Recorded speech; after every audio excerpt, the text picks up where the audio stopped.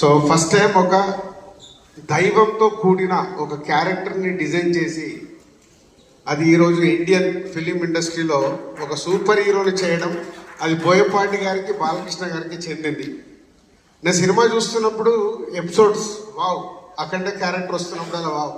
చాలా ప్లేస్లోకి వెళ్తుంటే కొంచెం అంటే 58 సినిమాలు తీసిన ఎక్స్పీరియన్స్ కదా, సీనుకు తెలుసు. భద్ర తీసినప్పుడే ప్రతి ఒక్క సీన్ని జాగ్రత్తగా డిస్కస్ చేసుకున్నాం. వెళ్తుంటే కొంచెం అక్కడక్కడ లాజిక్లు మిస్ అవుతున్నాయి.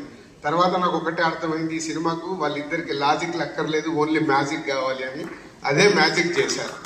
అంటే థియేటర్లో ఒక్క దగ్గర కాదు, ఆ రెస్పాన్స్ చూస్తే అంటే ప్రతి ఎపిసోడ్లో కొన్ని అద్భుతమైన షార్ట్స్ డిజైన్ చేసినప్పుడు ఆ థియేటర్కి వెళ్ళి వస్తున్న రెస్పాన్స్. ఎగ్జాంపుల్, ఒక చాపర్ పడిపోతుంటారు, చాపర్ పడిపోతుంటే జనాలందరూ పరిగెత్తుతున్నారు. తర్వాత